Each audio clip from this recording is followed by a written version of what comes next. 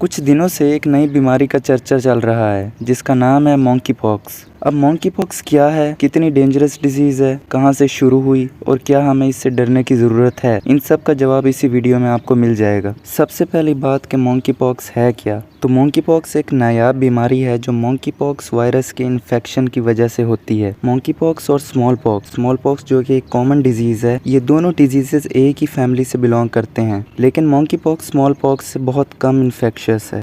दूसरा सवाल है कि इसका नाम मंकी पॉक्स ही क्यों है और ये कहाँ से शुरू हुआ। तो मंकी पॉक्स पहली बार 1958 में उस वक्त दरियाफ्त हुआ जब रिसर्च के लिए रखे गए बंदरों की कॉलोनीज़ में इस बीमारी के असरात पहली बार दिखाई देने लगे। ये बीमारी बंदरों से शुरू हुई थी और पॉक्स की शक्ल में थी, तो इसलिए इसका नाम मंकी पॉक्स रखा गया था। मंकी पॉक्स का सबसे पहला इंसानी केस 1970 में डेमोक्रेटिक रिपब्लिक ऑफ कॉन्गो में रिकॉर्ड किया गया था। उस वक्त के बाद से बहुत सारे सेंट्रल और वेस्ट अफ्रीकन कंट्रीज़ में मंकी पॉक्स के मजीद केसेस सामने आने लगे। उनमें से चंद कैमरून, गैबोन, नाइजीरिया और लाइबेरिया हैं। मंकी पॉक्स के सिम्टम्स क्या हैं, ये कितना खतरनाक है और इसका इलाज क्या है। इंसानों में मंकी पॉक्स के सिम्टम्स स्मॉल पॉक्स के सिम्टम्स से मिलते जुलते हैं, लेकिन उससे हल्के हैं। मंकी पॉक्स बुखार, सर दर्द, पट्टों में दर्द और थकन से शुरू होता है। मंकी पॉक्स सिम्टम्स के 7 से 14 दिन के बीच जाहिर होने लगता है। बुखार होने के 1 से 3 दिन बाद मरीज के जिस्म पे खारिश शुरू हो जाती है, जो चेहरे से शुरू होकर बाकी जिस्म पे फैल जाती है। ये बीमारी 2 से 4 हफ्तों तक रहती है, फिर अपने आप ठीक हो जाती है। इसका अभी तक कोई इलाज दरियाफ्त नहीं हुआ, तो अभी बस हमें इसकी अवेयरनेस फैलानी है और इस डिसीज़ की ट्रांसमिशन को कम करना है,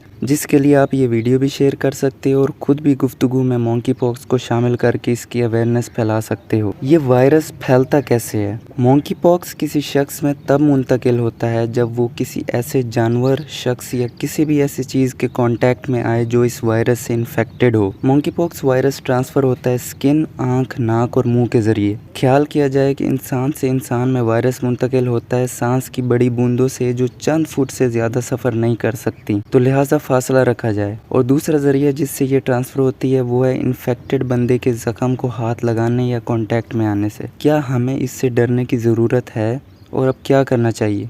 एक्सपर्ट्स का कहना है कि इस बीमारी की पर्सन टू पर्सन ट्रांसमिशन बहुत कम ही होती है। बस गुलहरी, चूहों और बंदरों जैसे जानवरों से दूरी रखी जाए, क्योंकि उनमें ज़्यादा चांसेस होते हैं फैलने के। उसके अलावा जब से कोविड-19 आया है तब से लोगों का इन वायरसेस को देखने का नज़रिया बदल गया है। हर नई डिजीज़ के आने पर लोग डर जाते हैं। इस वक्त हम सिर्फ यही कर सकते हैं कि एक्सपर्ट्स की लेटेस्ट रिसर्च से आगाह रहें और ये अवेयरनेस सब तक फैलाते रहें। इस वीडियो के लिए इतना ही। अल्लाह हाफिज़।